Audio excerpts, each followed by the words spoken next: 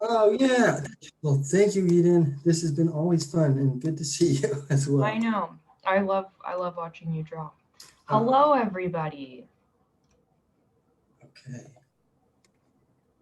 I was telling Danny that I'm sad that this is his last class because I thoroughly enjoy watching him draw. I think it's really entertaining to just see his goofy little characters come to life. And if he ever teaches his painting class, digital painting class here again, I really urge all of you guys to try to get into it because it was a ton of fun, and learned I learned a lot about painting even from it. All right. Thank you, Eden. Yeah, it's my boost. It was a good class. So, hi everybody. Today, Danny's going to be going over your homework for the first half, not first half, for first half hour of class, and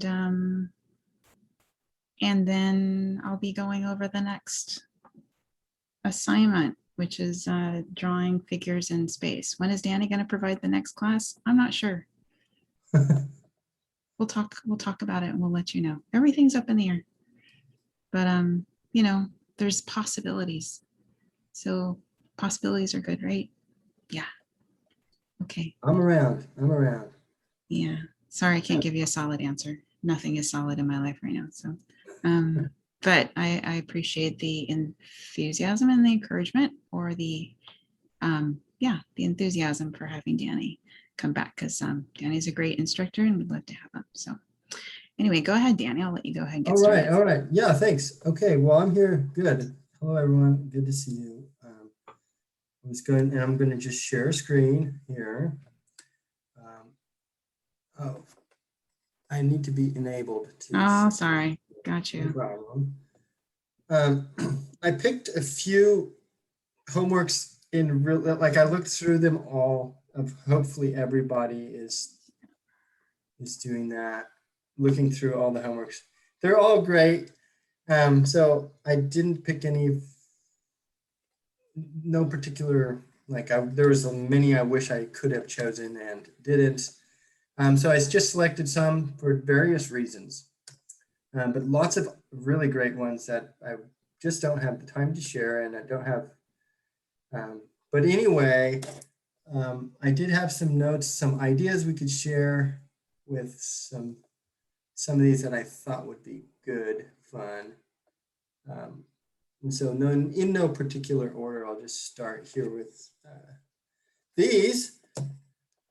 Um, I think these are fantastic. So, some of them I don't have much feedback, but I will say what I think, and that is,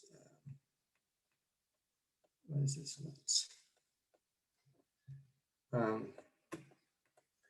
I think that these are a nice sketcher style. So if this is a traditional sketching style, you understand the folds definitely very well, like a sketching with a pen in a sketchbook of your friend who's sitting on the couch.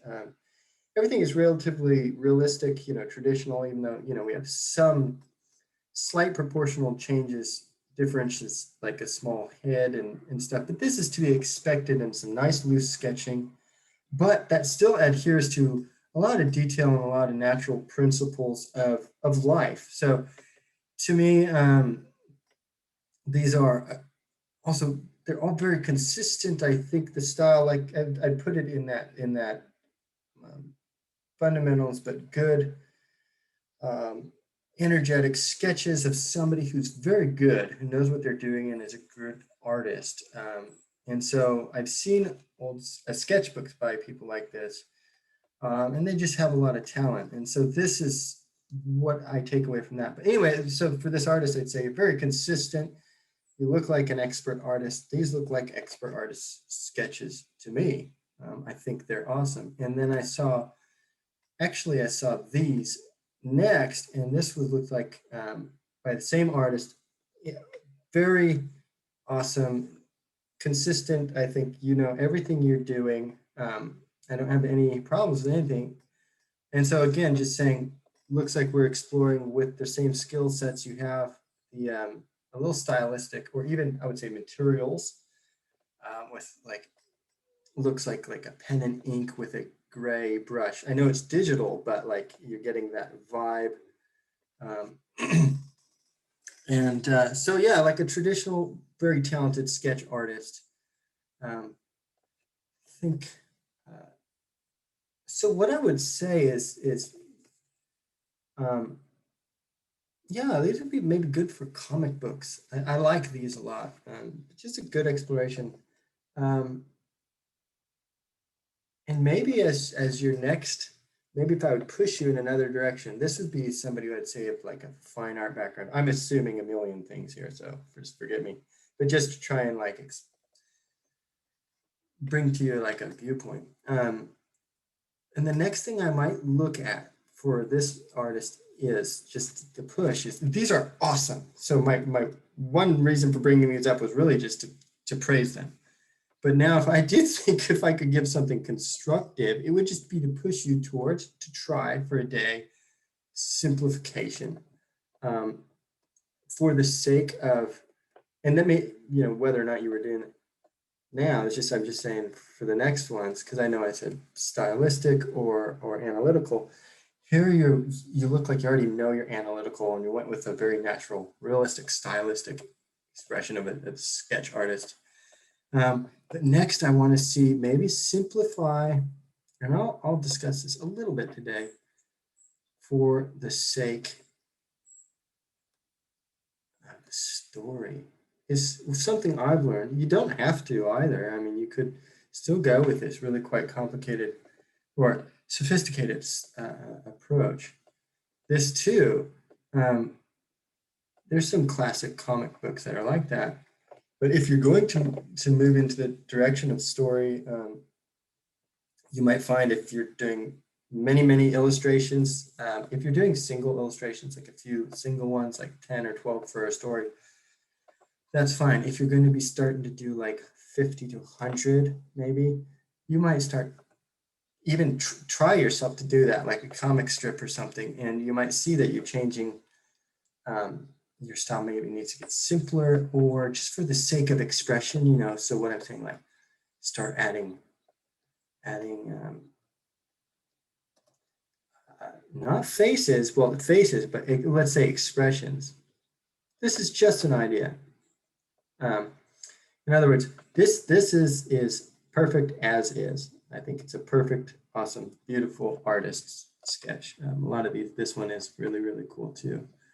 I like this. But as you start to ask these images, perhaps to tell a story of a certain time period or genre, and maybe for the little characters themselves to have some emotion, maybe you will see that you will simplify these for, and you know, how does she look? She looks quite happy about something, you know. But this is obviously, you know, a style. But you know, you'll have to figure out the way you do it. But that would be one push you in a certain direction that you will have to now solve that.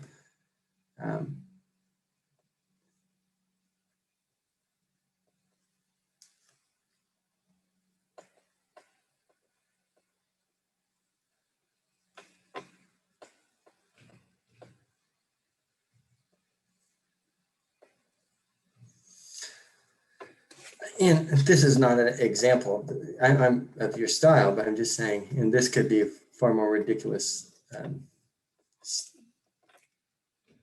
But it's just the simplification to have these expressions, which actually leads me. So that's that. Leads me to this. This was something, you know, I'm big faces. And I used to do, you know, like still do like portraiture, like a formal way. But one of the things I learned, and maybe I said this a little bit in faces, this is really nice, by the way, but was just simplify these as well. So Scott McCloud, I think that's his name, who did the history of comics or something. He has a big series about how to write comics and develop them, and they're all a comic themselves, how he explains it. And he's got this cool little iteration of like faces. Let's see, here we go. I'll make it easier. Okay. Yeah. Where he just shows the levels of faces that you pretty much can be dependent on maybe in various comic books, right? And so if I do it real fast here, let's see if I can just.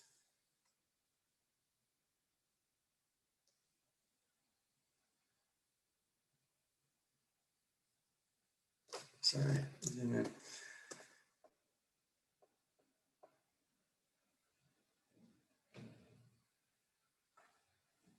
It's not so much the quality here, but is in the level of like, yeah, okay, that's not looking good.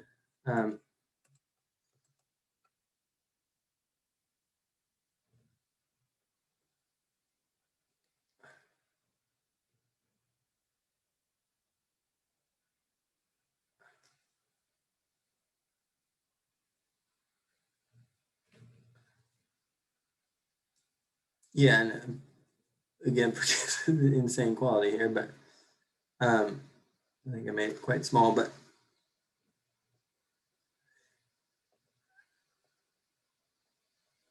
the level of detail that you put in, going all the way, let's start at the other end of the spectrum.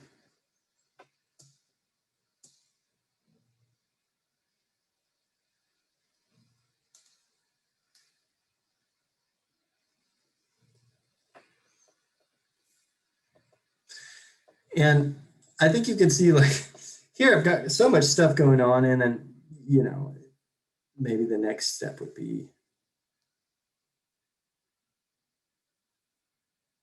to actually have a nose.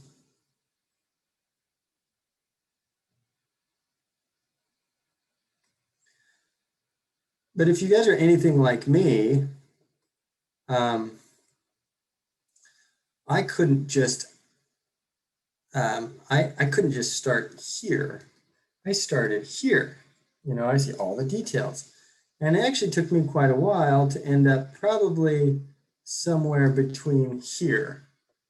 Is where I generally find myself the most fun and expressive. And then of course, here we can have just a little bit more details, which are really cool. But if I think, and this is, no hard fast rule, but just what I found,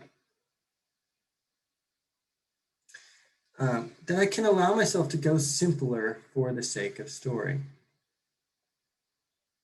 And there's a million other styles in between all of these as well, from different, just anything, who knows.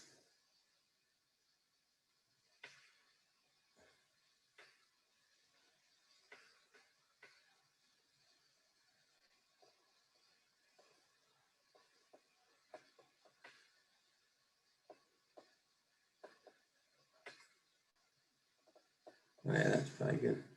So long story short is, we have this situation where we have all these details, but sometimes they can hide the pure emoji of it all, to just use that, And so what I would challenge you to do is, I think that you've done this well, but what's the emoji here?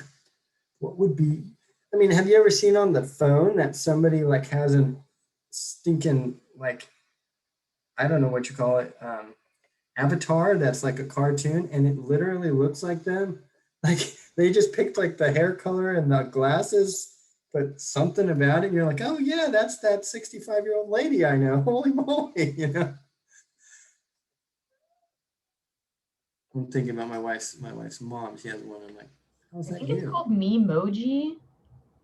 What is it? I think it's called Memoji, but I don't. Oh, the app to pick like your avatar? Yeah. Okay. I think it's an app, but like now it's like integrated into Facebook. I don't know how it works, but oh yeah, the 65-year-old women eat it up though. Lauren Banks, my mom has one. Yes, my mom has one too and abuses it. Yeah, Yeah. kind of occurs. I have to just jump in and say that when I first started seeing them, I was just like, oh no, this is gonna be everywhere. And yeah, the PTA moms at the elementary schools, they all use it. And yep. But I was kind of honestly, I was like, this is exactly what I do. And now I don't have to do this for people because now people can have it automated. It's pretty funny. It's super funny. So like, okay, this guy, so if I just storied this guy out, that's my point. And you can end up with, whoops, hello, there we go. This detail, you know, the more detail, which is great. You might want to move the ear towards the center if we look at it, but you're playing with stuff. It doesn't bother me. But if I just emojied this guy's rather bored. This guy's a little bit more intense. His mouth is small, but he's also, I think, a little bit pursing his lips as well, or like a little bit taut. I don't know. So anyway, this is just another way of like literally communicating the story with something that doesn't look anything like the person per se, and with just a little simplification. So just put that in your, it's like the face gesture almost. I think we could call it that. The emoji is the face's gesture. Like, what's the body language saying? So this guy looks like somebody just, I don't know, what does somebody just tell this guy? Like something really disturbing that he's just like, excuse me, what's this thing? And you have this good worried face here as well. That's pretty good. But could we make it funnier? Let's see. I either go down or up or straight. Or maybe, like, look at this.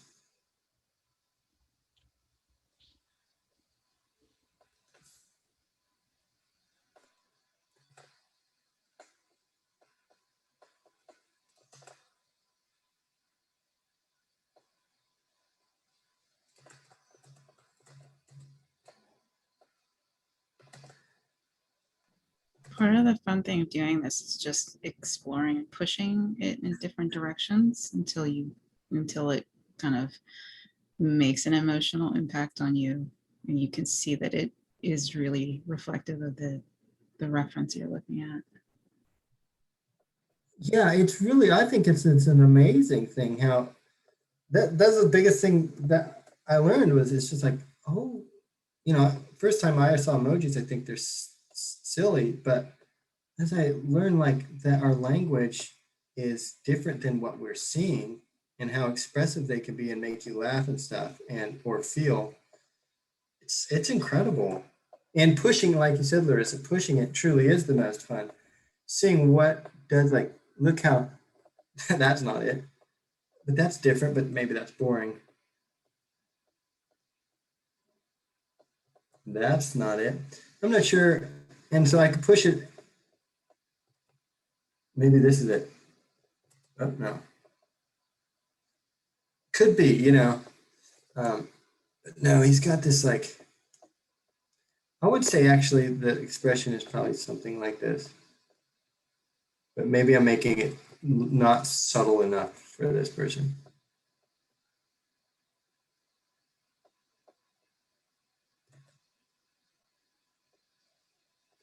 Could be something like that. You're just like, what is going on over there? I don't know. But That's great. this would be the idea of like you can push it, you know, and then okay, does this character have a funny beard? You know, just that's easy enough.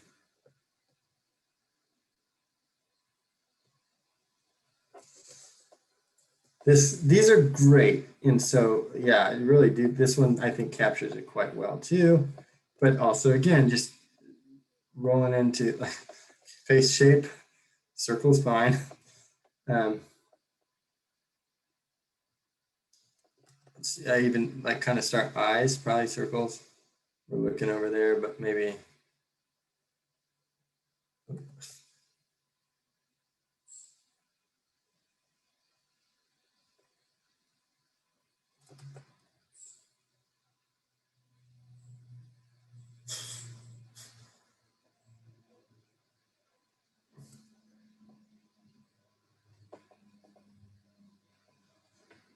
can't help but like kind of do the expression myself while doing it. Oh, my No, heck that's how it works, Danny. is. When you're drawing it, you have to feel like you're the character. Or I make the noises I imagine they would make. You know? Yeah. Sometimes it helps because it makes you like, I don't know, feel it more like, "Arr." Yeah. Yeah. And then people look at you crazy when you're like in cafes drawing.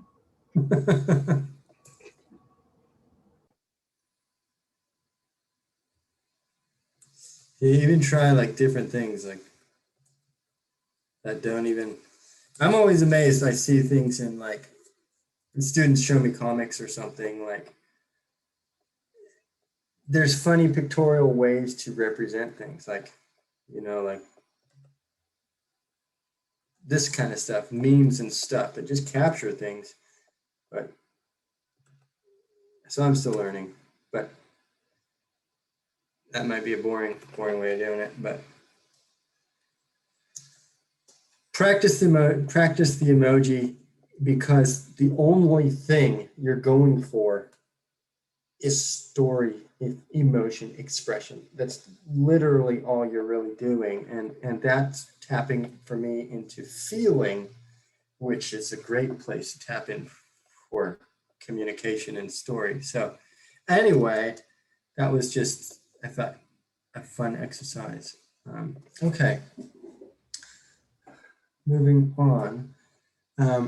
This is a great way to stylize these figures. I thought that these two especially, I think there's a consistency with this style. Children's books kind of feeling. I think this is, yeah, like I say, these two could really fit in the same story. So consistency is really great for selling a style. I think once you understand what someone's saying, you can start to listen, or you understand their language. Yeah, so this is great. So a few fun things I thought of here that also, but anyway, first off is I like these. I like your for this artist, how they just simplify, they have a consistent language here. And then a couple things that I saw that I don't know if they'll work, but things I might think about is, let's say this little ballerina. I mean, this seems awkward. So, and I know ballerinas do awkward things that, that look beautiful, elegant, as they move, but sometimes we see things, sometimes photos capture things that just make sense to us, but are really hard to draw, let's just say. And so one choice I want to offer to everybody is just change it to what makes sense, or what you think would work. So I remember I think it was a drawing book that says, like, it said, if you're having trouble drawing hands, always place them behind, put them in gloves or put them behind someone's back or something. I hope that isn't this like exactly what I'm saying, but I am saying, go ahead and just, you can change the orientation of that foot. And it may not be the elegance of that, but that's an option. Now, if I were to look at that one and try and get it, because I felt that it was important that it kind of faces this way, the way I think you could do that. So this is just one example. You can change things, but the way to get it going that way, I think we can do that if you like to. So we know that this is going that way, and you've got that, that's successful. But that lower leg is rather straight, and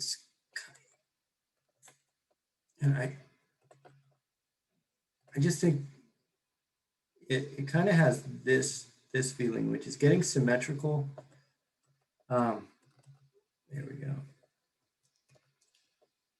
And gets to this, I don't know if I've talked about this before, but it's very common that people draw kind of like sausage links, and you want to avoid, or anywhere where kind of both sides feel like they pinch and expand at the same point, it starts to get non-organic.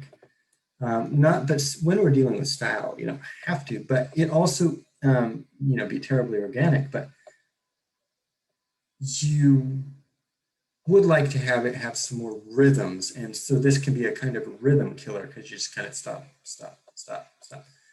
So one way, you know, think straights and curves. And here, what I would think is like, let's swing us this way. So we have this natural swing of this foot from our knee that's pointed, you know, a little bit this way. Just have the anatomical underline. And then I think you'll possibly be able to swing it back this way.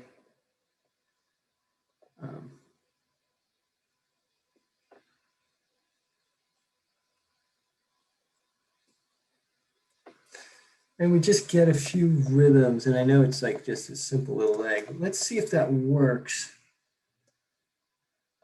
for this drawing. And, oh, that is quite flattened. So that's something I also did. I kind of, yeah. No, let me see if I can do it for this leg a little bit in this style. There we go. Not easy.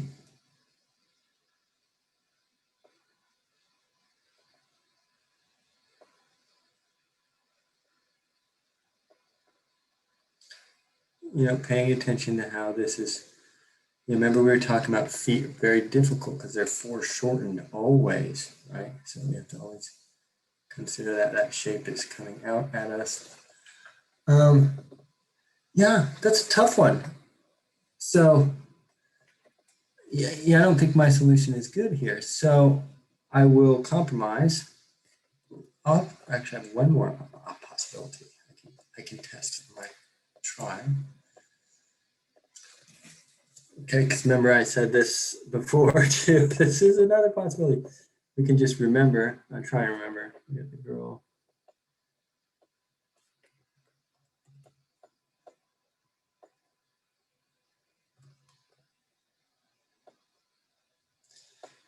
If you know, like, of course, if we're in my, what I'm trying to do is come up with a solution design wise. If we were in my school where when I went to school, which was more of a fine arts focused thing, they have literally one answer for me to answer this, and that look closer and draw it exactly how it looks like. Of course, yes, that's draw it like the photo. But we're trying to do not that.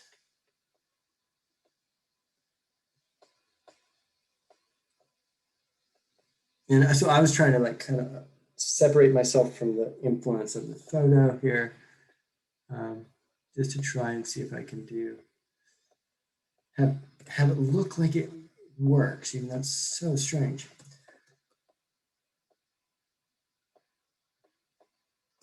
Yeah.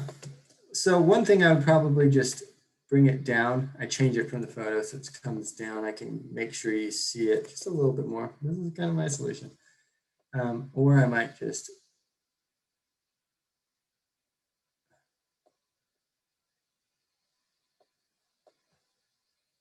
do that if it wasn't too important that the foot has such a ballerina pose. Let's see. I wonder if I would, yeah. I'll leave it up to you, but basically the saying we've got options here to solve that. And I would also, even though they do look really, really similar, I'd put this leg just a hint back, just for the, I would.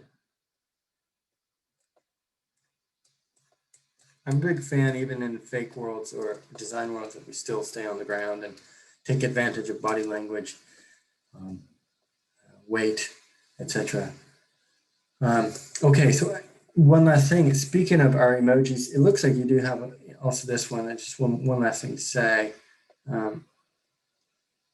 Yeah, just keep with that emoji expression for gesture. So what is the interesting things I see going on in this gesture? Arms are the last concern, right? Because really big concern is that core, that torso for me. So the big thing I see here is that he's leaning forward. We're leaning kind of positioned down and leaning forward, that chin getting tucked. Remember we say like a lot of times from the front, that chin will get tucked down. And then into this, so this is my big overlap. This is my stretch, and this bean, the top bean is coming forward. So those dynamics right there I've got are cool. And that's that bean into play. Now this is, now I have to satisfy my weight, and I also have to think about it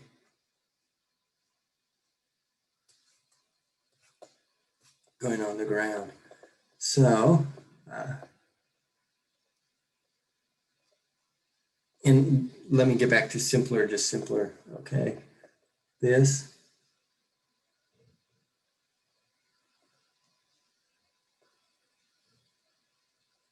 And let's just see, I'm just playing.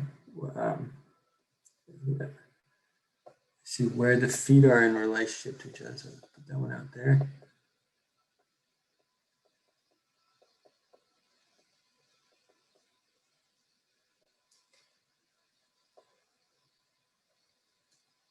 Now I can bring this. And do I feel, okay, so I'm like looking at this and, I would be this, I look at this, I go, am I feeling like most of my weight has been pushed back and I'm resting on my haunches here essentially a little bit more, and I'm like, I don't feel that. So maybe I can bring this leg a little bit further back and a little bit more underneath me.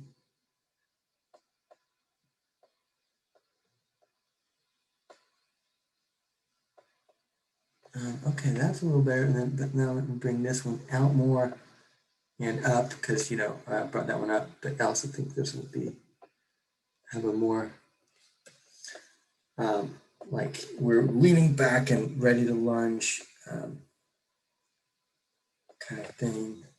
Anyway, but play with that. I think that the leaning forward will help a lot. And then this guy, then as you add detail, you have to accept that it just seems, as you go, it seems to stiffen the figure. It just does that. And so we have to always be aware of that, which is one reason why we do want to start really energetically and active. And also why you just have to watch out, be aware of it as this drawing progresses. Okay, I did a highlight. This was also just, I brought it because I just said, great stylist. Yeah, like I said before, the stylist, just wonderful. Like take it and then put it in your own style. Take something, put it into your own style. That's exactly a great stylistic use of reference. So good job in these ones. Okay, and now I think sorry. Oh, I have one more thing to say. These I just thought were very good. These look like some, certainly somebody going into animation. Yeah, that's all. I liked them.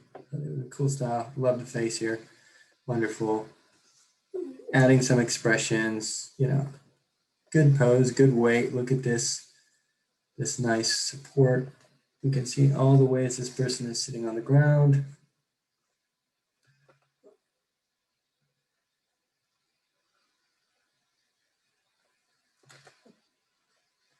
The space they occupy. It's great. These are really cool. All right. And then I like these. I think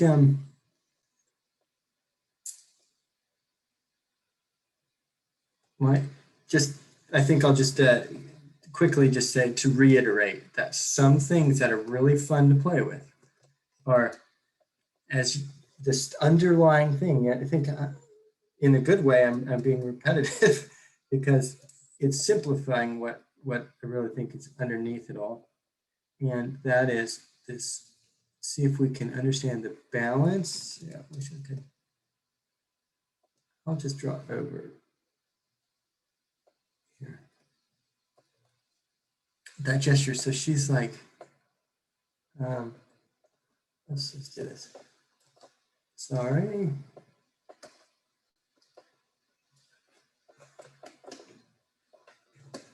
So be my drawing area. And I'm of course, you know, looking at things like axes. Oh, this axis looks like it's more like this, this. She's just a lot of attitude, this little girl. She's doing like a pose, right? Call it a pose. And so like, okay, so I'm paying attention to that and the fact that where the feet hit the ground in relationship to each other. So that one's there and this one's back here. And that's just a depth trick. It's just a depth trick. Volume. And then I'm just looking at now, you know, we were talking, you know, pit of the neck, or basically where's the rib cage? Where's our little rib cage? Where's our, you know, lower half? Where's our pelvis? And then where's our head? If you can have some play with how those work, and certainly the change of these axes of the shoulders. Here, she's holding something.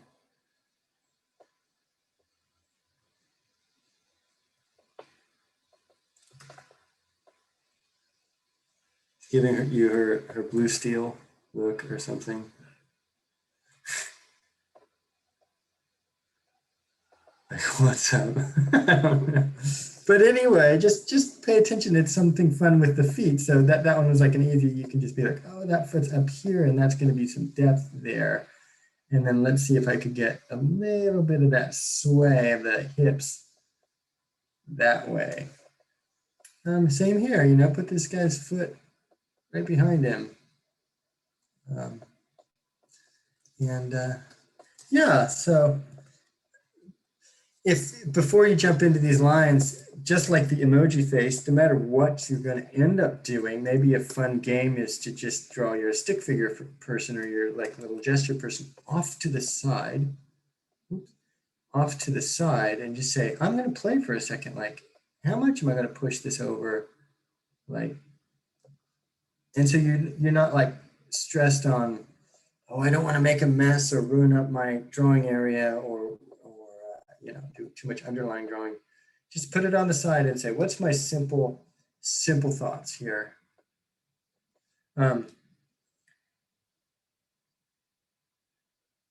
Yeah. So anyway, that's all.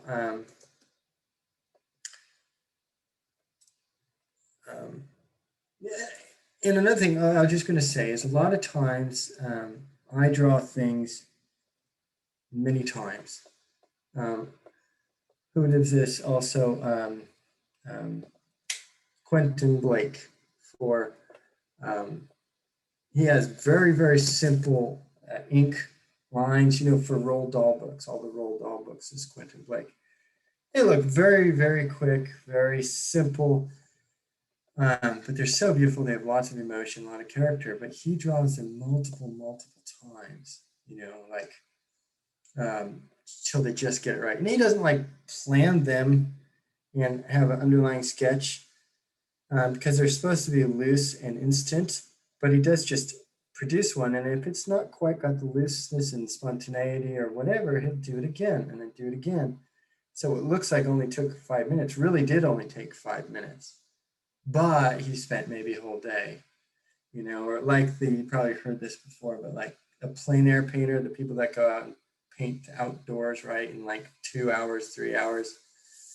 One guy told me, and I'm not sure if now I'm wondering if it's just a thing that everyone says, but he did say like a man came by me and saw my painting, and he's quite good. He's an older guy, and he said, like, how much is the painting? And he says, $800. And he said, $800, but I mean, you just made it in a day. And he said, no, this painting has taken me 60 years to paint. So this kind of thing. So anyway, okay. And with that, I want to share, just because this is what I do sometimes too, is I'm writing a story right now. And this is what my sketchbook looks like. It's a lot of reiterations, a lot of exploring. Don't know if you can see it, but that's as much as I know how to draw. That's how I think and draw, story, create. I do put them.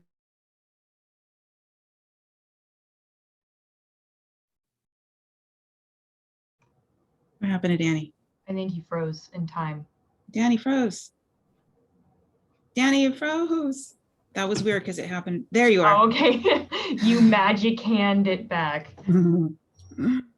Sorry, you were sharing your sketchbook and then you had said something. Oh no, you keep. Oh no! Oh no! Oh no, Danny! Oh.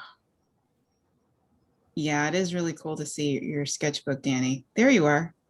I see you Oh, moving good. now. Go ahead. Right Okay. now, You got a few Sorry, minutes. my internet cut out, and so. it happens. Okay. Well, look, I know I went over time, so Larissa, thank you very much for the opportunity. Eden, thank you for your help, and thank you everybody else for entertaining me and giving me this time. This was really fun. Thank you so much, Danny. Everybody, let's give And good Danny our work. appreciation. Spirit fingers for Danny. It's the virtual weight of clapping hands is that way. So Oh, Sarah came on for spirit fingers. yay. All right. So thanks again, Danny, for Thank your you so much, wisdom. Danny. You're welcome. See Bye. you. Okay, so you guys, that was really awesome. So now what we're going to be talking about is we're going to be taking the information that you have thus far, and we're going to be moving into how to draw figures in space, perspective. And I have a bunch of slides that I want to share with you. So I'm going to share those right now.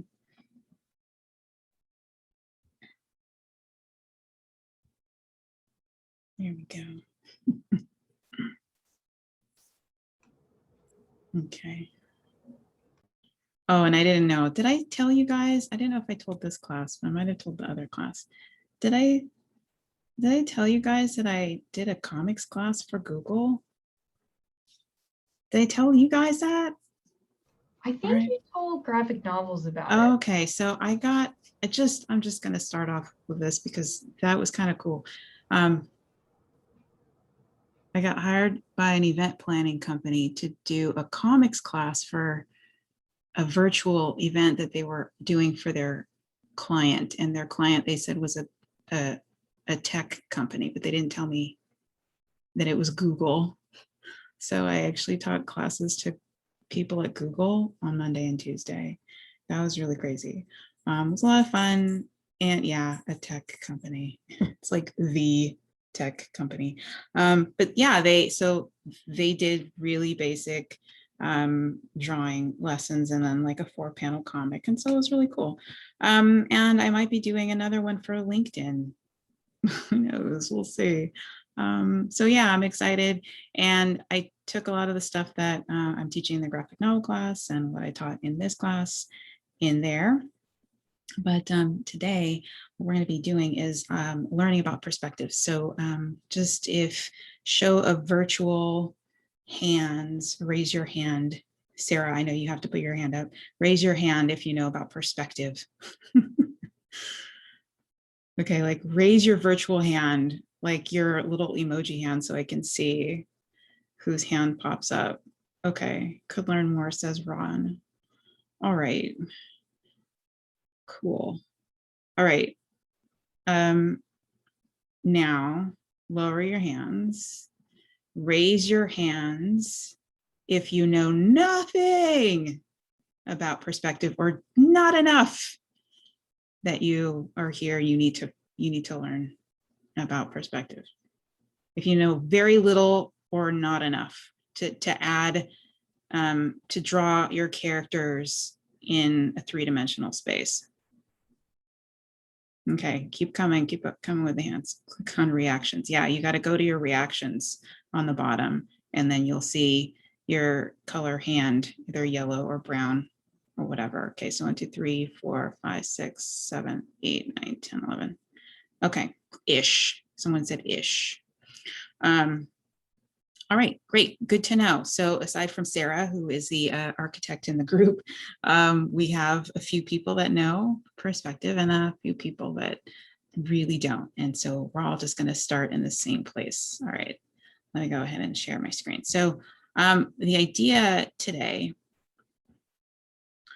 is we're going to cover just the basics. And this is going to be like my Larissa Morant's crash course on perspective. In the end, what you're going to be doing is drawing, taking your knowledge of drawing characters and putting them in a three-dimensional space in a believable way. And this is something that you should be able to do if you're going to be doing animation, if you're going to be doing illustration. Okay, so first off, these notes are from what? This is the wrong one. The Famous Artist course. So let me jump ahead. Okay, so what is 3D anyway? 3D is width plus depth plus height. Okay, so 2D is just width plus height. You know, when you're making your canvas size on your Photoshop or Procreate and you have to choose how big it is, you choose the width and the height. The second that you add depth, that's 3D. Okay, so what you want to remember in creating 3D is that it is usually from the viewer's point of view, POV, okay, or stationary point. So whenever you're looking at a photo or a drawing, well, let's say photo. Whenever you're looking at a photo of a landscape or something, you are looking at that image from the person's perspective or the point of view, where they were standing when they took that photo. So that's their point of view. And that's basically what your point of view is when you're creating an illustration, okay? And the second thing you need to be mindful of is your eye level, okay? Your eye level is literally where you are standing in relationship to the ground, the earth, okay? But it's also known as horizon level, and it's different. It's two different things, but because where you are standing is where you are seeing things, and that becomes your literal point of view. And the horizon level is the line at the end of the earth, or, it looks flat. It's not flat. We're not flat earthers here, but we know that it's, concave, but for far away, it's a flat line out in the distance, and that's the horizon level. And that's where sky meets ground, meets earth or ocean or whatever. And the third thing you need to be mindful of are the vanishing points. And the vanishing points are the orthogonal, or the lines that go out and they hit the vanishing points. They hit the horizon level in different places. And there are, you can have more than one vanishing point. There's 1 point perspective with 1 vanishing point. There's 2 point perspectives with 2 vanishing points. There's 3 point perspectives with 3 vanishing points, like this illustration has here. And we'll be talking about all of these, but your assignment is going to be really simple. Your assignment is only going to be dealing with 1 vanishing point for unless you want to do more, but we're going to start really simply, okay? So the understanding of perspectives is basically your knowledge of how to accurately portray a 3-dimensional world on a 2-dimensional plane. You can see how in this image, this 1950s dapping young man is looking at, dapping, is that a word? Dapper.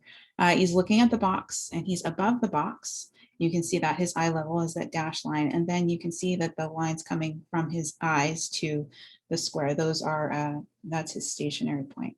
And so that's something to be mindful of. All right. So in terms of how that relates to drawing, whenever you're drawing within a picture plane, okay? And the picture plane is literally the edge of your canvas, the edge of your paper, the edge of your virtual artwork, okay? And that is very much like a window. If you were looking at a window, if you're looking through a camera, that's the outermost edge of what is your bounding box of what you're allowed, what you can see. And within that, what you're doing is you're trying to create the feeling of depth of 3D, right? And when you do that, you're trying to create that on a flat surface. And so this is a really interesting way that they kind of describe it. So pretend that you're standing like this man at the top, pretending you're standing at a window, and you're looking out the window, and you draw all of what you see from a stationary point, a very fixed point from that window. and you draw everything with lines. And then when you, let's see, it gets night and you can see the lines on the glass, that is drawn, that shows the lines that are, you know, in the CDC. Okay, so this picture plane is like an imaginary window into your image. Now, depending on whether you're looking up, looking straight, or looking down, your vantage point is going to change.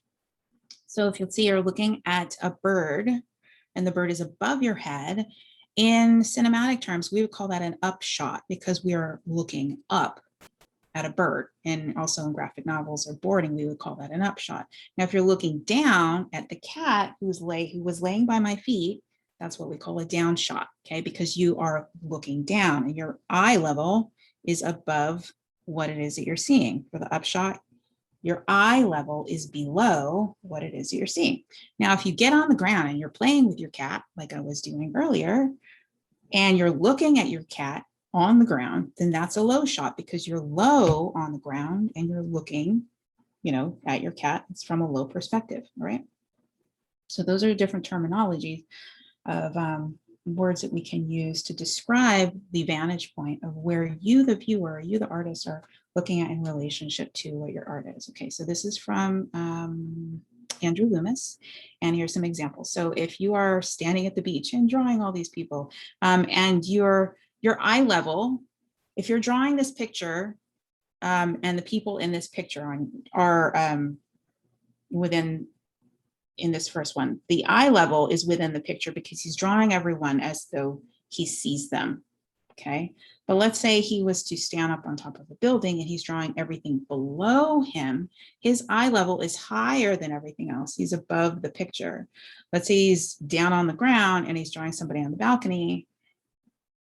The person above him is higher. So, and since he's lower, his eye level is below the picture. And let's say if you're just an artist and you're drawing a still life on the table, your eye level is above the picture. So your vantage point is going to be higher.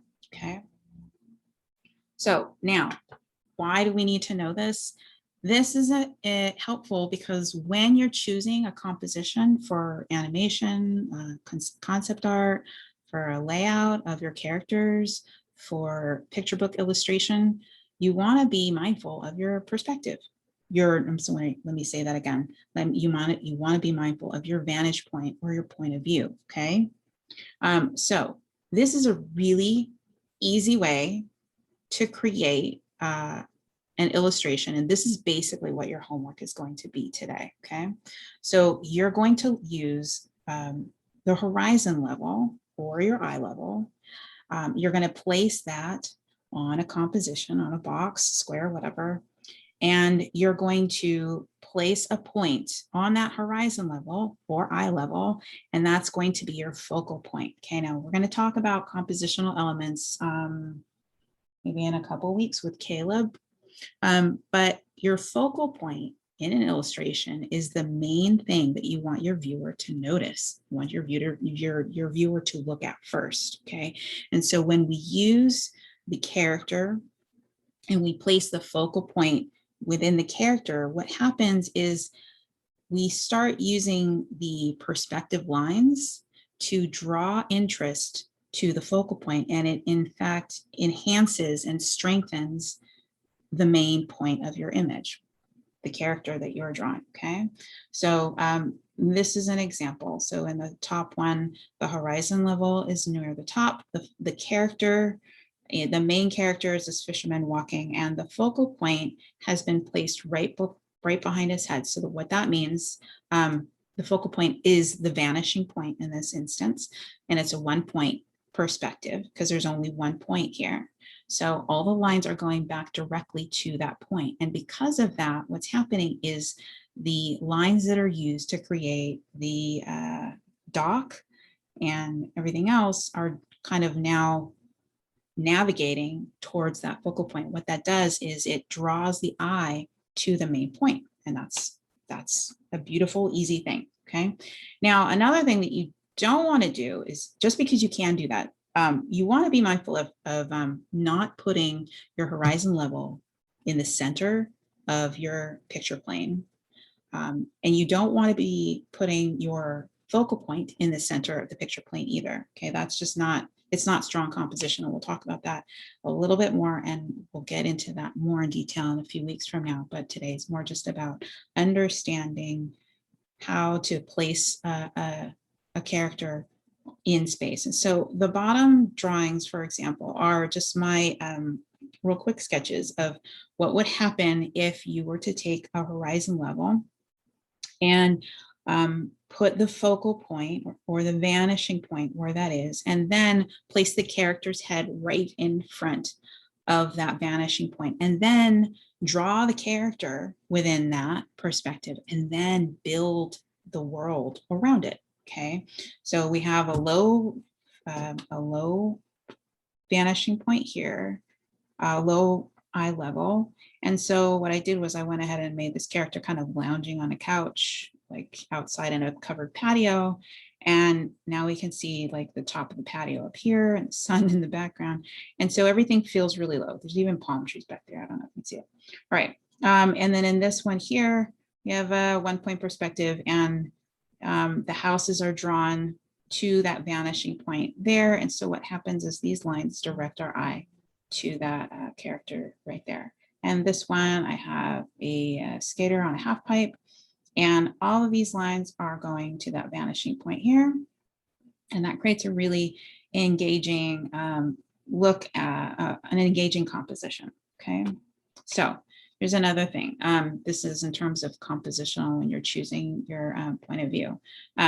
What Loomis calls the vanishing point in this 1-point perspective, he calls it the position of honor. And I think that's a really, I never actually read that until just today, but I think it's a great terminology to use, especially if you're using 1-point perspective. Now, this doesn't necessarily work if you're doing like 2 or 3 or 4-point perspective, because you're going to have lines going off in various different directions. But for today's assignment, we're going to be using 1-point perspective. So and you want to give that position of honor to the main character. So in this perspective here, in this illustration, it's a city scene. You can see all the characters around, but the main character in the center has all of the lines directing towards her. And you can do that, and you can also add different types of lines. These aren't vanishing points, but these are more compositional guidelines to help you place the items in your world that you're drawing. And those types of things create kind of a harmony, unity, flow to your focal point. So when you create these lines like this, then it's like, oh, well, this is a nice rhythm that's happening here, and that's coming through here with the clouds. I love playing with clouds in terms of composition, because those are really great elements that you can use to just, it's like moving mountains. You can move mountains in your illustrations to fit the compositional needs of serving your main character, so that all the lines direct towards the main character. Okay. So now we're going to get in a little bit more back into perspective. So 1-point perspective. So this is, well, let's see, 1-point, 2-point. No, this is 2-point, sorry. So this is kind of what it's like when you're drawing. You're standing from your stationary point, and this is your eye level line. Remember, it's also the horizon level. If you're looking down at this box here, this is where this picture plane would be if you were to place a glass plane right here, or a window pane right here. And this is what you're seeing. Okay, so you're taking that 3-dimensional information and you're flattening it to a 2-dimensional plane. And this is what that ends up looking like here. And as you change your vantage point, what happens is the object that you draw changes as well. So that's what this looks like here, and that's what this looks like here. Also, another thing to keep in mind when you're adding your vanishing points in your perspective is that how close your picture plane is to you or to your object will change what your image looks like. So if, let's say you're this close, if you're standing this close to this block here, and let's say this block could just basically be a building, this is what that might look like from this perspective. Okay. If you are standing from this stationary point here and you have a picture plane and you want to draw this box so that it looks small on the picture plane, then this is what that might look like. So we've moved this picture plane back closer to the viewer. The further away this picture plane gets from the viewer, the closer, or the larger this box ends up looking. Okay, so this is just like saying the stationary point is still here, eye level is still here, but it just depends on how close or how far away the picture plane is. I hope that makes sense. All right, so 1 point perspective. I don't know how many of you have ever stood on train tracks, but that's like that's what the 1 point perspective drawing we always did in like grade school. If you guys ever did it, was drawing train tracks with like light poles or something. So 1 point perspective is just all of these lines are parallel. Okay, they don't actually meet because they're parallel, but they do appear to meet in space off in the distance, and that's where they meet is this 1 point far off in the distance. So we're going to use that today. Another thing that happens is if you were to draw a room, you're standing inside of this room here, like this man here is. Where you're standing, these walls, these corners of the walls will go back into space, and that will look like it's 1 point perspective as well. If you're standing in the middle of the road and all these buildings are parallel with the street, then that would be a 1 point perspective as well. Okay. Now 2 point perspective. 2 point perspective is when you have two vanishing points. And what you want to be mindful of is that your vanishing points should be far away from each other, because in this, for example, up here, you can see that there is a more natural look of objects when the vanishing points are far away. Okay, what happens when we bring the vanishing points closer, like this here, is that it starts to skew. So if you've ever looked out your peephole door, the thing out of your door, what's it called? We're looking at that little hole. What happens with that? Peephole. That's sure, that'll work. Peephole. Yeah, when you're looking at the peephole. Yeah. So the peephole is concave. And the way that they make those to work is so that you can see, like if you're in a hotel and you look at the peephole to see who's there, you can not only see the person who's there, but you can also see someone who's coming down the hallway on either way. And it's because there's just major concavity to the glass. And so what that does is it takes that image and it bends it and it skews it, warps it. And that's what's happening in this example here. It warps it and brings the vanishing point super, super close. So that's what that skewed look is. So when you're drawing, unless you want to inherently intentionally draw something that looks skewed, maybe for some psychological feeling of uncenteredness or weirdness, then you could do that. But most often you're going to use vanishing points that are further away. Okay. Now, 3 point perspective is actually the more natural, well, not natural, but it's just adding that third point, which is going to be either below the image or below the eye level or above the eye level, depending on where you are. So from this first example, if you are looking down at something, like if you're on the top of a building looking down on the city street, you're going to have that vanishing point. The third vanishing point is going to be lower because you're going to be seeing everything below you, okay? Because your eye level is higher. You're higher than everything.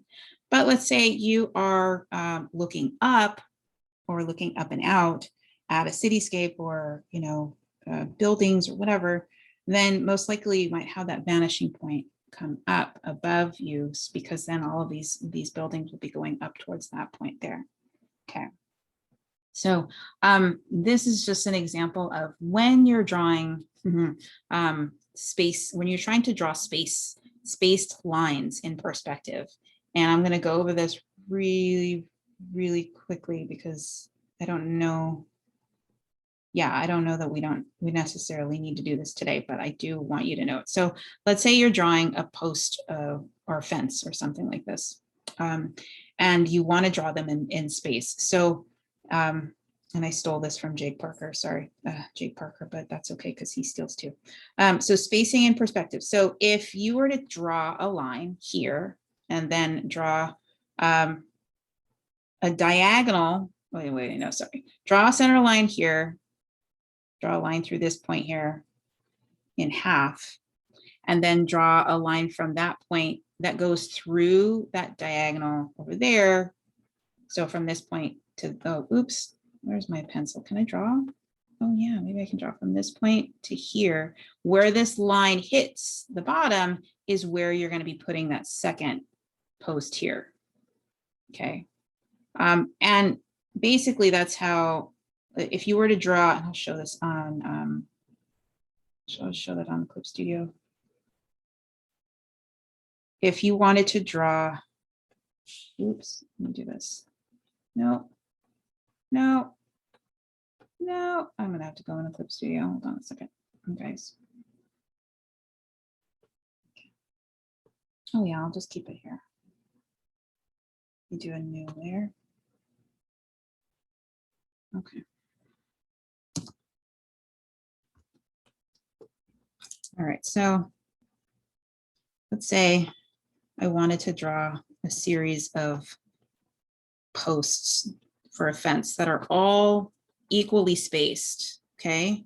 I can't draw them equally spaced like what this distance is to this distance here to this distance here, because they're going back into space. So what I have to do is I have to draw them in perspective. Okay, so what I can do is I can find the halfway point of this point here, halfway, get rid of that. And then what I would do is once I find the halfway point of this here, I would draw a line from this point here to this point here. Okay, oops. And I want to draw this line all the way out to my perspective line here. And I'm sorry, my vanishing point here and vanishing. Ooh, that is ugly. My vanishing point there. Okay, so where this line hits this point here, that's actually where the next line would be. That's the same, basically the same distance as this one is from this one, but it's in space, perspective. Okay, so in order to draw, let's see, a fence that has equally distant lines, I would have to do that same thing over and over again. Draw from this point through the center line, and this is basically how one would draw a grid. Okay, so if you wanted to draw a grid or a tile floor, that's how you would do it. All right, I'm gonna go back. That might be confusing, but if it is, I'm gonna leave that in the file folder so you can see it. Okay, now drawing ellipses in perspective. We talked about this the first week, did we not? When you guys were doing like all those awesome circles and spheres and orbs in space. So here's the more technical way to draw the ellipses in space that we talked about in the first week. So your circle within a square, these, you remember we draw the diagonals through it to find the center point. And then once you find the center point, then you create the horizontal and the vertical. Those give you the points of where the circle should be within that square. And then what you're doing is you're creating that same idea in perspective. Okay. And that's how you draw cars and things like that, or wheels. Okay. So in terms of drawing cylinders, same idea. But remember, we drew cylinders the first week of class because everything is made of forms, and we drew spheres. Want to be able to know how to draw those things in space as well. All right. So exterior and interior perspectives. In this example, this is also from the course.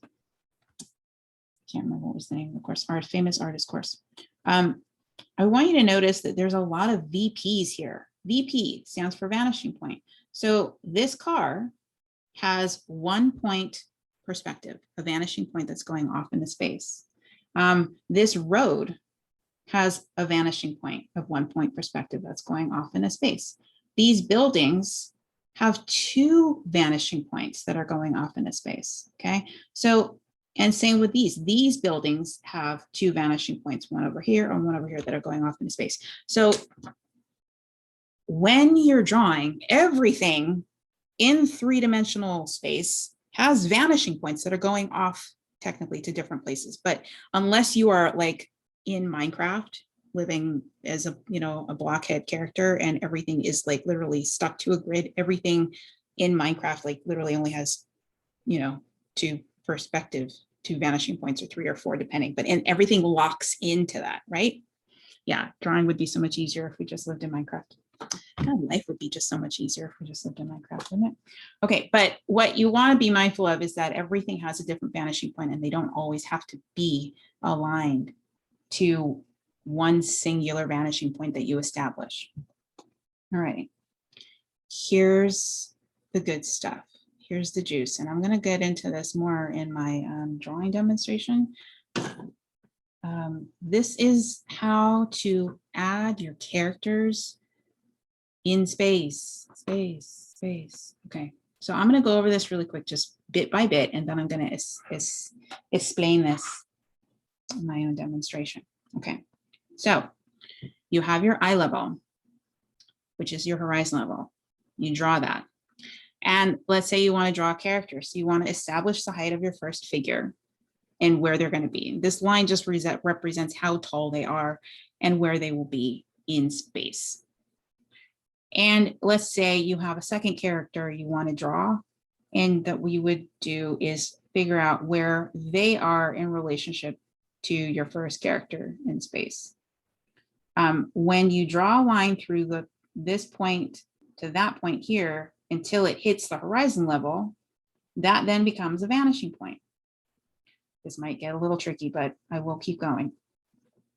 This line, then you take this up to here, to your height of your first character, and you connect that, and you have the height of your character, which you've already established in your first drawing right here.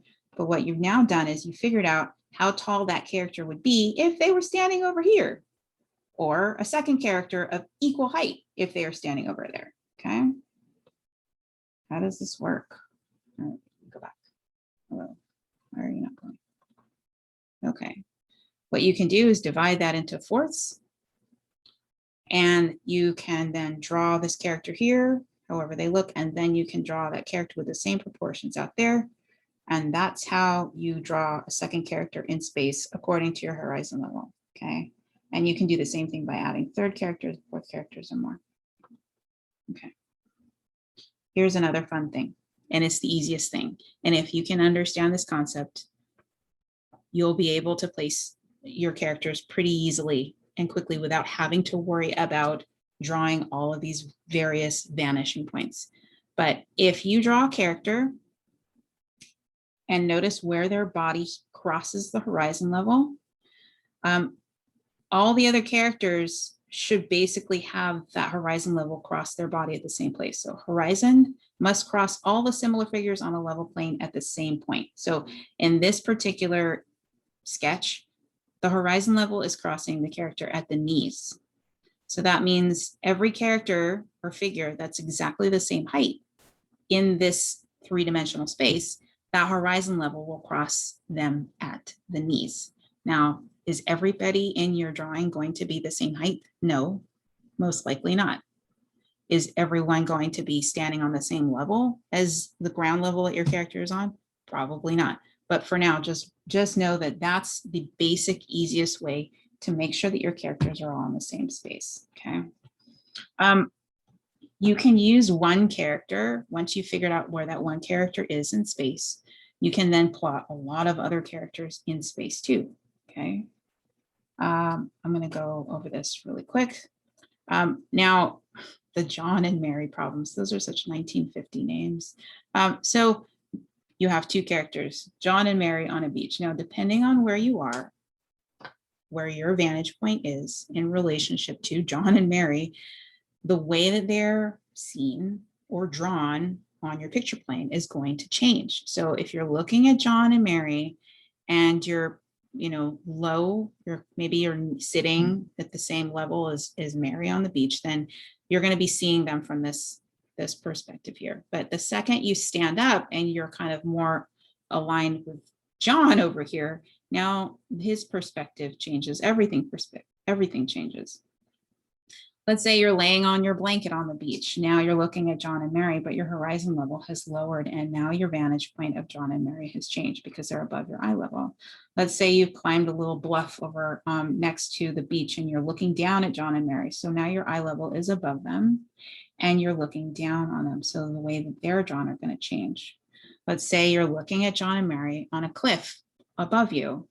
Your horizon level is lower because your eye level is lower than them. So they're going to change in their vantage point. Let's say you're in let's say you're in a hot air balloon and you're looking down, then this is how they're going to look too. Okay. So every time you change your perspective, your vantage point, what you draw is going to change. And this is why it's really important to understand your vantage point in perspective in relationship to where your characters are. So when you're drawing your characters and you're just drawing them like from a straight ahead shot, then that's most likely where you have to draw everything else behind them as a straight ahead shot. The second you start to imagine that you've got like a GoPro camera on your head and you're like running around and you're like jumping up and jumping down and like getting down on the ground, and you're looking at the action that you're trying to draw from different vantage points, then your perspective is going to change. And that's going to be really important to remember.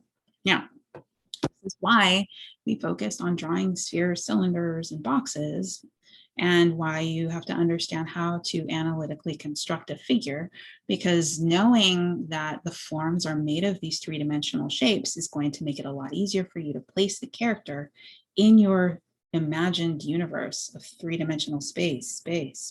Why? Uh-oh, David. You know how to do this, David. You've done this with me before. Right. So blocks. It's How to Draw the Marvel Way. Yes, we know the draw. This is one of my favorite books, How to Draw the Marvel Way. And if you can turn the block and cylinder in space, then you can draw the character from any vantage point. Okay, so let's get into the idea now here. So, and this is going to show you something. This is a concept that I got from Mike Matessi's Force book. And so this is 4-point perspective. So you have 1, 2, 3, 4 points. All righty. And there we go. So depending on where you are in relationship and your vantage point, you will see these boxes drawn in different ways. So basically what I want you to think about is that, let's just say these vantage points, these vanishing points are always out this far. But what happens is, let's say your picture plane, when you're drawing something, your picture plane can suddenly zoom in. So let's say you want to draw something that's looking like this, okay? That maybe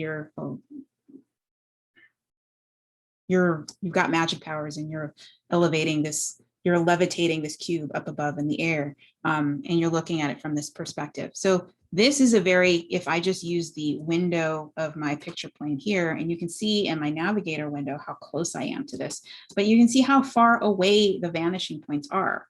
I still need to have them established in order to draw something that looks this skewed, or not skewed, but this from this perspective. Okay, let's say I were to draw something like this. Now this is a little bit more wonky, not wonky, but it's bent because I have, there we go. There we go. So this is just 2-point perspective, right? But I'm not really mindful of the 3rd and 4th perspective here. I'm really more concerned about what's happening outside these 1 and 2 vanishing points here. And then the same thing is if I were to draw and zoom in on this image here, let me zoom out a little bit more, that I can draw anything from, if I wanted to show that I have this higher perspective or higher vantage point, I'd have to be mindful that if I was drawing something from this vantage point, that my vanishing points would be really, really far away. So digitally, it's easy to do this because you can just extend your canvas to be really, really big and put your vanishing points out and draw them far, far away from what you're doing. Or if you're using traditional mediums, then what you would have to do is you literally have to, let me see. Oh, let's say you'd have to take, let's say this is your 8.5 by 11. Let me submit this really quick. Let's say that you're drawing a image on 8.5 by 11 sheet of paper and it's really small. Then what you'd have to do is you'd have to take extending papers and you would have to extend your vanishing point outside of your picture plane. Okay. This is why in college, when I see prospective students taking perspective class, they are walking around with these gigantic rulers and these gigantic foam boards and stuff. Yeah. Sarah says, oh, I get the curve. Is that like a fisheye lens and VPs connect only if vanishing points connect only if bending? Yeah. Okay. So when, oops.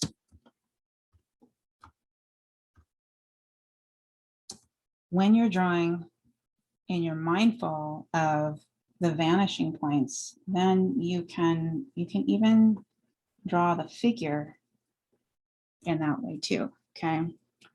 So this is when you're drawing the figure from like a close perspective and you're mindful of the vanishing points, then you can be mindful of the tilt and the curves, the point of view of all of those shapes here, okay? And here I'm going to show you also, once you're mindful of that and once you can place your character on the ground plane, what you can also do is then place other characters or other figures of that same height on the ground plane as well. And what I've done is basically, I'll show you, this is a really easy trick, but I'm going to go ahead and copy. Get rid of this one here. So if you're doing it digitally, this is super, super easy. If you're doing it traditionally, it's not, sorry. But you just take your character and you copy it, okay? And you make sure that you draw a line through the horizon level where the character is at. And then what you can do is you just move this character, okay? Now let's say I want to put this character any place but far, far away. So you see this red line? That's the horizon level, where the horizon level is crossing through the character. So what I want to do is I want to hang, this is what Andrew Loomis calls hanging your figures, okay, on the horizon level. So you want to hang them by blocking or kind of putting that horizon level on the figure, on that line there. And then I'm going to shrink this down. Oh, I just twisted him. That's weird. I didn't know that. Now, anywhere I put him, I can make him as small as I want. And he will always be accurately placed in space as long as on the ground, as long as that horizon level is in line with the horizon level itself. So the second I put him above here, now this isn't accurate, okay? The only way this could be is if he was standing on a block that had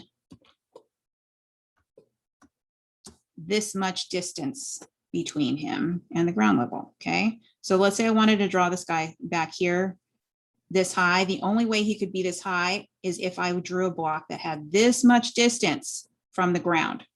And now I've elevated him and he's accurately placed on this in this three-dimensional world, okay? So that's how that works. Okay, I'll show you a little bit more. We're going to go keep going. Okay. So, here we go. Oh, let's turn this on, Larissa. Okay. Oh, let's turn the whole thing on, Larissa. Okay. Alrighty. So let's say you're using Clip Studio Paint or Procreate or whatever, and you've got your vanishing points, or maybe you're not even using vanishing points, but you are you're not even using a perspective. But basically what I've done is I've taken this same let me take this, put this down. I've taken the same vanishing points that I've done here, and I've made the grid a little bit smaller. Just lower this a little bit here. And you saw how big this was. You saw how big these characters were here, right? So what I'm doing, and this is really skewed because the vanishing points are so close to each other. And it's okay with these figures because I'm not drawing any background in there yet. But once I get rid of these characters, and what I can do, I'm going to show you is I'm going to create a small picture plane. Okay. So this is exactly what I had said before. It's like if you're doing it traditionally, you're taking your paper and you're putting it on another larger piece of paper and you're drawing your vanishing points really, really far away so that they're not on the image. So you can get a more natural perspective. So this is my smaller picture plane. So what I can do is within this picture plane, I can draw a character. Okay, and doesn't matter where I draw this character. I'm just going to draw this. I drew this character right here, and I've noticed where he is on the ground. It's right about here. And where does he cross the horizon level? His body crosses the horizon level at his chest right here. So now, if I want to place any other characters in this space, what I have to do, if they're going to be the same height, is I have to make sure that wherever I put them, that they are. Oops. Oops. Over there. That their body is crossing the line or hanging, so that I'm hanging them on the horizon, the same place that this character is there. Okay. And same with any other character. If I wanted to draw a character in closer or further away. Okay. And this is what I love, because then if you want to say, draw another character that's really close. Okay. Sometimes this is really challenging for people when they want to say, like, have a character like in the foreground, but they don't know how tall or short they should be or where they really would be. This is kind of how you have to make it really small, your picture plane really small, so that you can draw your characters really big. So what I do is let me copy that and then paste it. Okay, and then what I'll do is I'll move this guy here. Let's see here. I'm going to hang him on the picture plane, and then I'm going to just using Alt and transforming this. Okay. It's here. All right. Yeah. I'll put him here. Okay. So in order for me to have a character that is in the foreground, accurately placed with all the other characters, this is what I would have to draw. I would have to make sure that I'm drawing this guy like this. Okay. Another way that you can add other characters into your space is by creating vanishing points between them. And that's what I was showing you before. That might not have been as easy to understand, but I'll go over that now. Okay. Okay. Oh, well, really quick, actually, before I get into that. Once you established where you're where you want your main character to be, you can then start creating your background around it. Wait, somebody asked a question. What was that question? Yeah, it was if you had any tips for drawing characters of different heights. Yes, but I'm totally going to get into that. Yeah, I figured you would go into that. Yeah, I will. I just want to make sure everybody knew how to draw them on the same plane. So, but before I get into that, I was going to say, let's say you're drawing your characters in an environment. You draw one character, and then you can kind of draw the environment around it. And so what I'm going to do here is I'm going to get rid of these perspective lines here. Okay.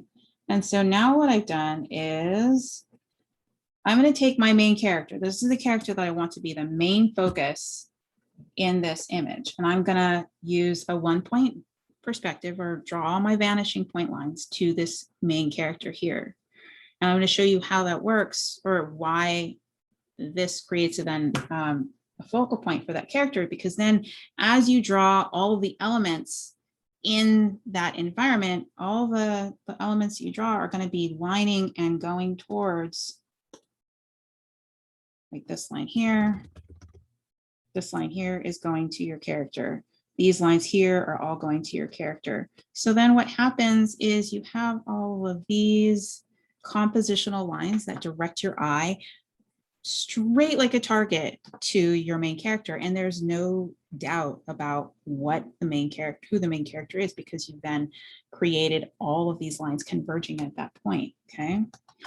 There's other things that you can do too, aside from just drawing compositionally. We'll talk about that later, like in terms of creating tonal value, shadow and light, to make sure that your main character is the main focus in those positions, but that's another thing too. Okay, so let's see here. What's the next one? What am I talking about here? All right. Oh, let's see here.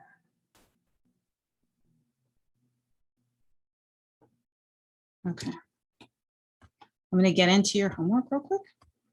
Okay. So your homework. Actually, let me get into it here, right there. Okay.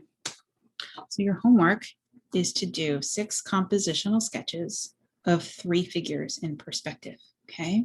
And it's going to kind of look like the way I've got it set up. And if you want to do all 6 on one page, that's fine. If you want to do like 3 on one page and 3 on another, that's fine.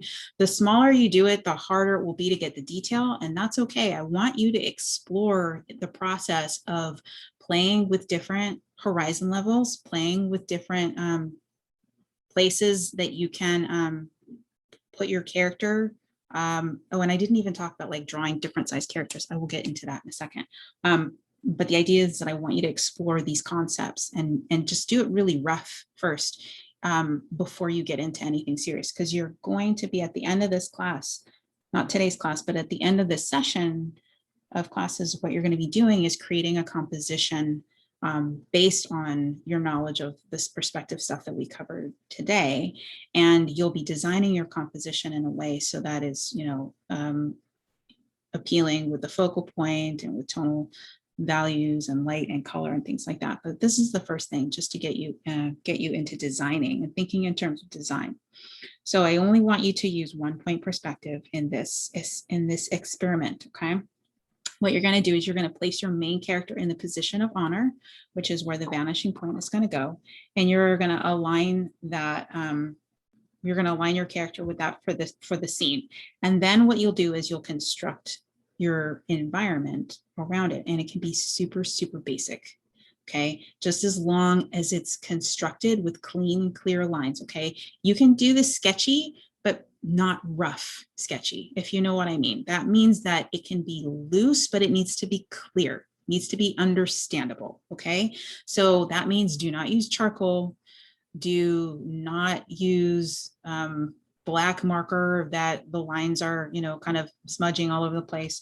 You want to make it, you can be loose, but it needs to be clear. That's all I can say. Okay.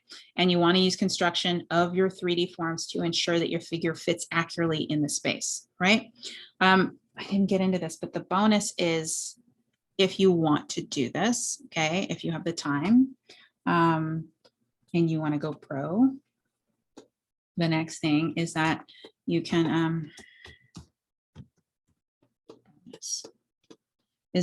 take one of your comps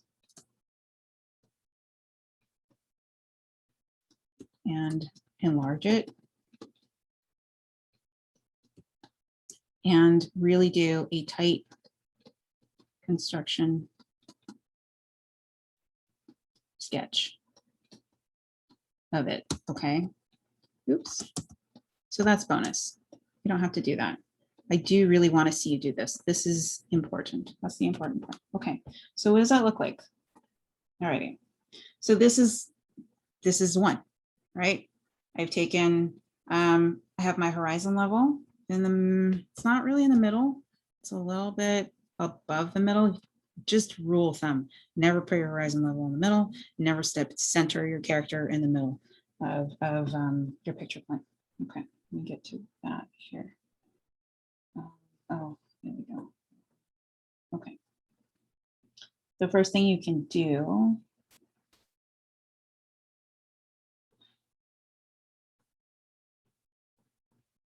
set yourself up on the paper with composition boxes of various sizes. All right. And this is a good exercise to do just because then you're going to have to think of how you can place your characters in these various different picture planes or compositional spaces in order to make your picture interesting. So try and just think of this as like if you were doing a panel for a comic.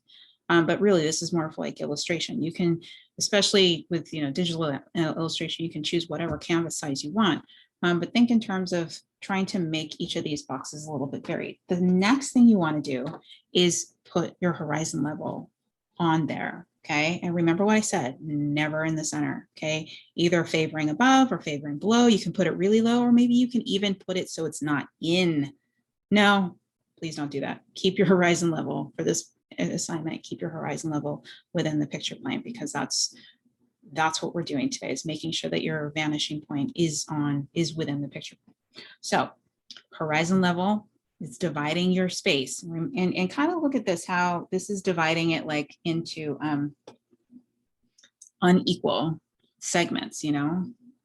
There's more mass on than here. There's more mass than here. There's more mass than here. So make sure that there's definitely a favoring of one side or horizon or ground level, okay? Then the next thing you want to do is you want to place, and I should have done that like this. I had this separately, but I mixed them up. The next thing you want to do is figure out where your focal point or your vanishing point is going to be, okay? And just place that on the horizon level, not in the center. Maybe favoring one side or another, but not towards the edge either, okay? Once you've done that, then you're going to draw vanishing points that go all the way back to that point. And if you're doing this digitally, it's really easy. Okay, I'll show you. Okay, no, we'll do this one here. Okay. So if you're doing this digitally, all you can do is draw a little dot. I'm going to choose another color so you can see it. And then I use my straight line tool, whatever. I pick a point on the outside of my picture plane, and you can do this with a ruler too. And just make sure that your line crosses through the vanishing point, and then draw, and then extend it all the way to the outside edge of the picture plane. Okay. And you just do that everywhere. Extend that through the vanishing point. So if you're doing this with a pencil and paper, it's still very easy. You just need to take your ruler. And I would recommend using a light blue color erase pencil, or, you know, a really light pencil, so that you're seeing the lines, but they're not taking over your image. Okay. And then if you need to just add additional places here, you can do that too. Okay. So that's the way to do it. Okay. So once you've done that, then the next thing you're going to do is you're going to start placing your characters. Okay. So here's the other way that I had said about developing your characters. I'll show you, rather than just one way to do it is hanging the characters. But the other way is, I'll show you like this. All right. Okay. Let me make this a little bit lower. Yeah. Just a little bit more too. Okay. So let's say here, we have a character. We have this character here. So this character is going to be the main character here. But now I want to draw, and I'm going to also show you how to draw characters that are not the same height. I forgot to do that. So say we want to draw a character of the same height off in the distance. Okay. So then what we would do is try this again.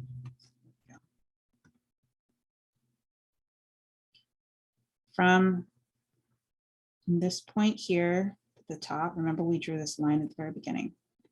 This point here, you need to know where the top and the bottom of this character is. And then what you want to do is you want to extend this top line out to the horizon level. I'm going to do that over here. Okay. Extend this line to the horizon level here, and extend this line to the horizon level here. Okay. So now all I have to do is put this line here, any place in between these 2 points here. And now where that meets this ground here, that's where that character would be standing in space. And that's how tall he would be. And then what I can do is I can extend the head. This is kind of messy. And the body out here. And then I can add this shape of the head, the body here, the legs here. And that's how tall that character would be all the way out there. Okay. And also notice though, it's still the same thing, that this character has a line crossing through here at the same place as there. Okay, so that's, and you can extend these lines out anywhere you want to make sure that the character is fitting in space. Now, Once you've done that, you can then build your environment around it, okay? Just in terms of building blocks, right? So I just basically drew blocks here, and then I aligned the rooftops with my vanishing points, drew some windows and things like this. And now I have a little village. Not really a village because, okay, well, you know, there's second stories or whatever, but I have like a kind of a village. Yeah, it could be a village. And all of my characters are properly positioned. Okay, here's another one. I'm gonna do this one here. These two here. So let's say you're drawing kids. All right, there's my main character here. My vanishing point is there. I'm gonna extend. Let's draw this on the right line here. By extending, if I want to draw a character of the same height, I draw a line from this point here all the way to the vanishing point, through and out this way, and then out this way. And now I can place another character here, and they're the same height as that one. Okay, now on this one over here, this character I wanted here, I had to extend my horizon level all the way out here and make my vanishing point go all the way over here. So I left the picture plane. Okay, now let's say, and then, yeah, I'm gonna do the same thing over here. Okay.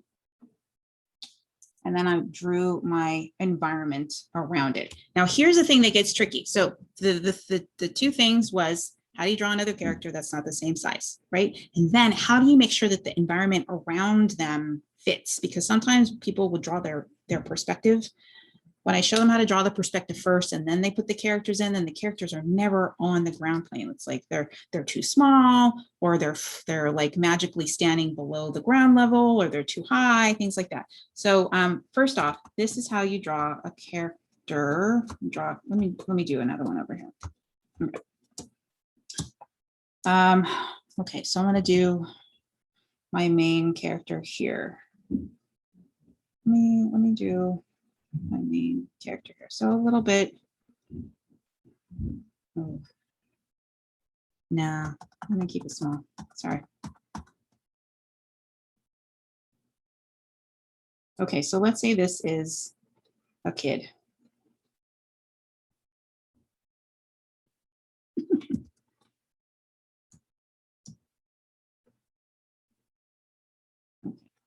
A kid.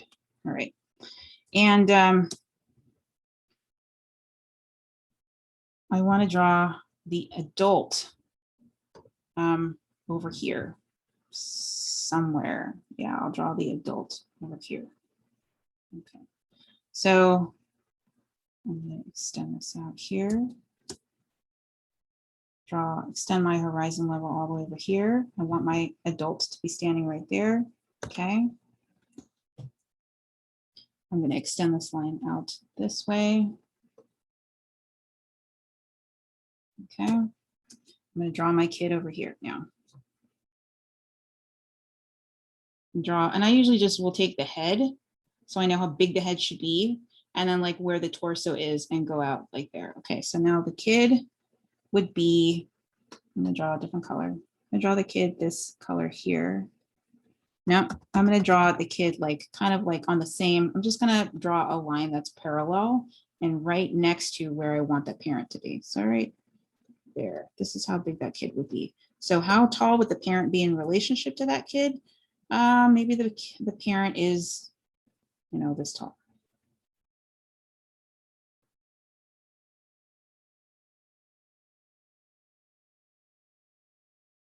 Good boy.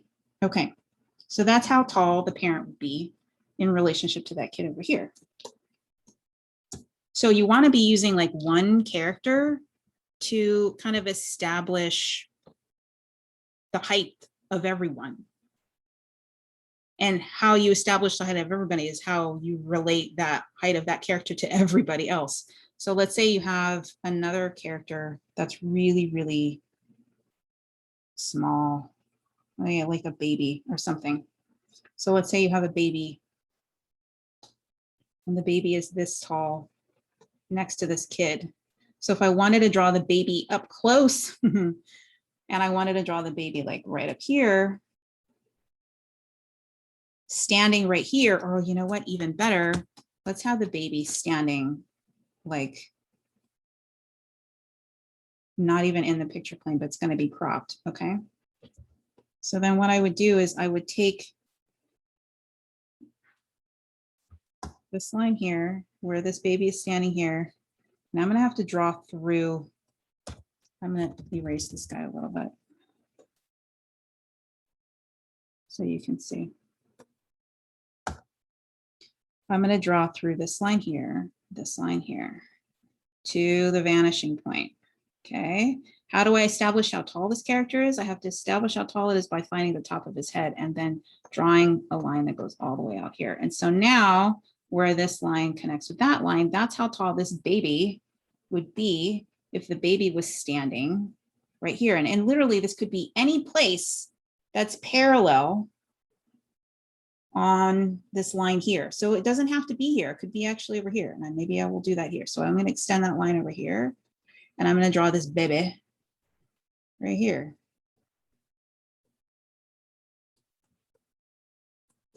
He's going, hey, I don't know. He's wearing diapers. It's Tommy. Okay. Okay. That's a poorly drawn Tommy. All right. Now, another thing that I wanted to show you is, we have a few more minutes. How do you establish like the height of buildings and things? The doors, tables, chairs.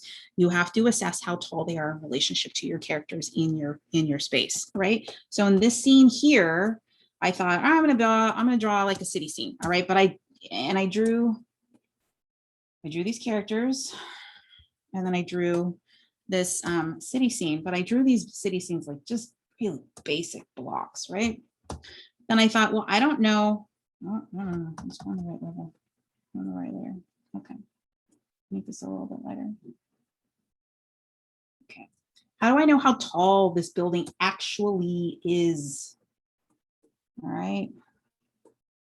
Well, I know that a person of average height should be able to walk through a door in this building. So if I were to just draw, let's see here, I'll do it smaller like this. Okay, so at first I had drawn the building like this tall here. Okay, and I'm using my vanishing points, going back, vanishing points here, and then my vanishing point there. Okay, getting a little messy. So how do I know how tall this building is? Well, I need to see how tall this dude is in relationship to this building. So what I'm going to do is extend. Remember how the line, your character can be the same height as long as they're running parallel to your horizon level. Okay, so cancel. I'm going to extend my character all the way over here to my building. Extend this character all the way over here to the building here. And if this is how tall he is, then that means the door should be at least taller than him, right? And then I can kind of establish how tall this building is. So if I wanted the building to have a really low roof, then I could do that. But if I wanted the building to have a little bit of a taller roof, I'd have to make it a little bit taller than that. Okay. So also, like, how big should a light post be? All right. Well, let's see. Or a stop sign. I want to make sure that the stop sign is at least taller than this dude here. So if I draw a stop sign here and then kind of extend it where I want it to be, like back here in space, then I have to do this whole thing of drawing and anchoring your lines to the vanishing point is the easiest method of creating things to fit in your three-dimensional space in your world. Okay, so now I have a stop sign here, and then I can erase all this other stuff. And then I can have this building over here. And I can extend this out, okay? And so on and so forth, okay? Now let's say I wanted to draw a dude up here. He's like maybe window washer or whatever. So then what I do, let's see, I'm gonna take this guy here. Nope. I'm gonna take this guy here. No.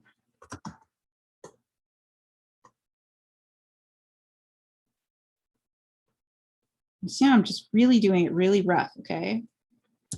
And now what I gotta do is kind of figure out where I want this guy to be on this building. If I wanted him to be like kind of, maybe not at the edge. Maybe he's not gonna jump. Well, I'll do this. I'll do it two places. I'll have one dude looking like he's gonna jump off the edge, but then I want another dude that's maybe a little further back. So I'm gonna put that there. All right, so here's what I gotta do. All right, I gotta find where this is in relationship to the ground line. This is right here, the ground line. This is the edge of the building. So, what do? I extend. I'm running out of colors here, you guys. I extend this color, this line here to this point here. I draw the line here. This is now how tall this dude should be. If he was standing right here.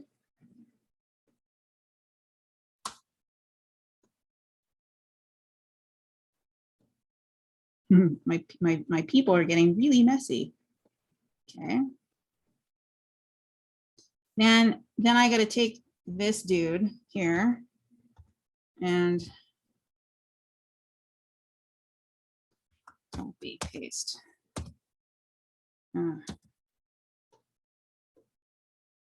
Move him up here. Okay, so I'm copying and pasting it. Looks like it's a little too tall. Looks a little too tall to me, especially since that guy's a little too small. Okay, so that's where he would be there.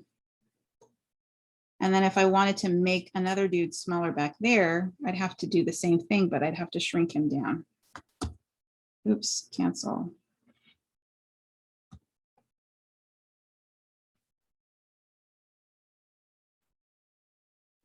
Let's do this.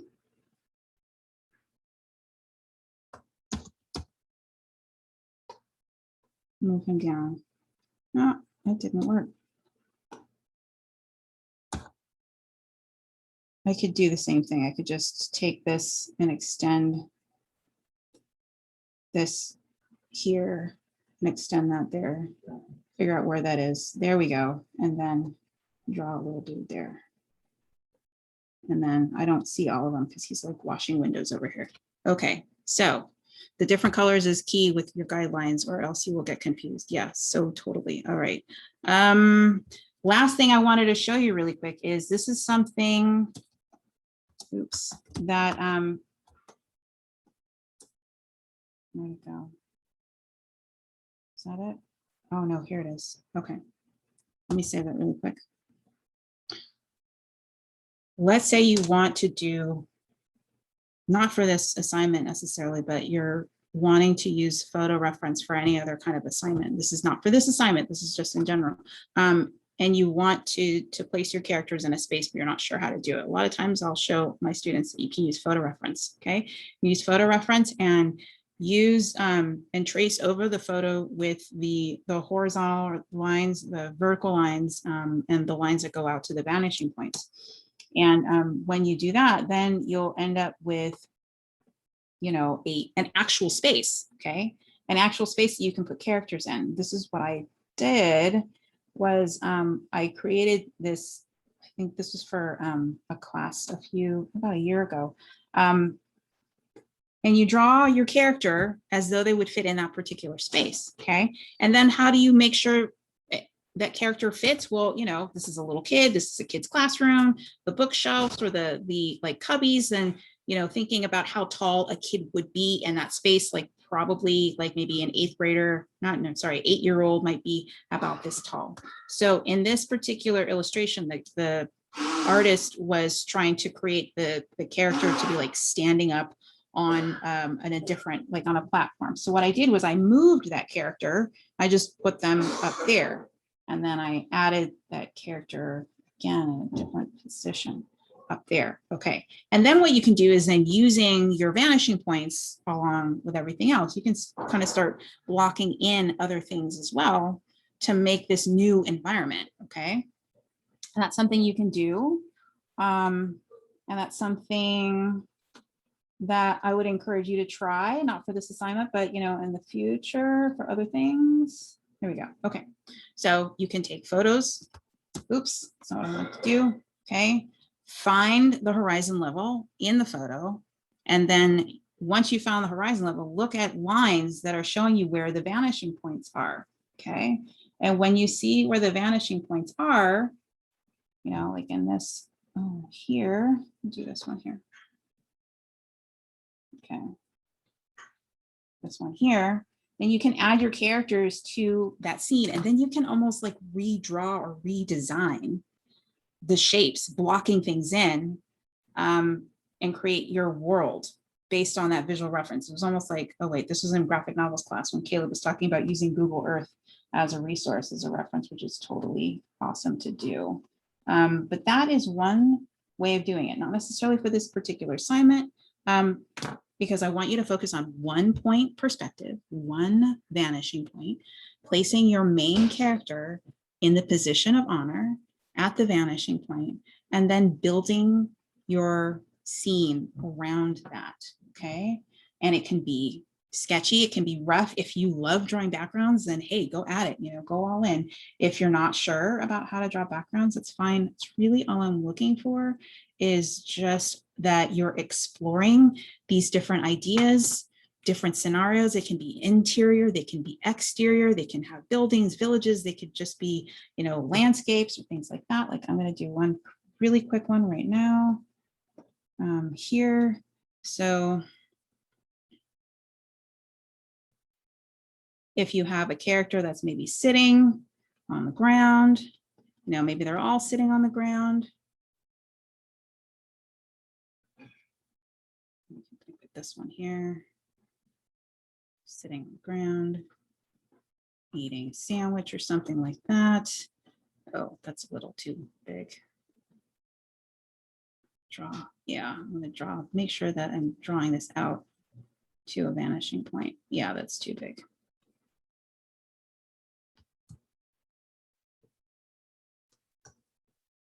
There we go. So character sitting here, and you know, maybe they're having a picnic. So we can align the picnic cloth with the vanishing points. You can, let's say there's a picnic basket, you can add that picnic basket and have that picnic basket aligned to another vanishing point off in the distance over here. Okay, as long as it's going off, and this can go off to another distance over here. So this is like a 2-point perspective, okay? And you can have a tree. Okay, and maybe got another tree over here. Okay, maybe another tree over here. We got some mountains in the background. We got some clouds in the sky, okay? But the idea is not to get really detailed. It's just about plotting, looking at making figures, and you can make them as detailed as you want. You can go all in with your figures, but making them feel like they're in real 3-dimensional space. Okay, guys, any questions? Y'all good?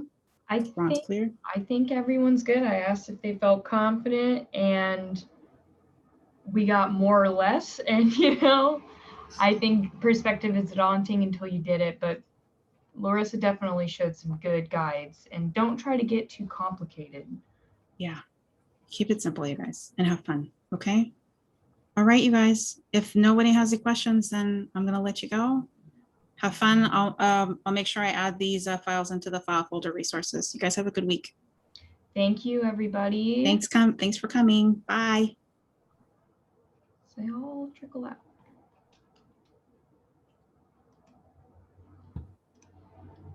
Thank you.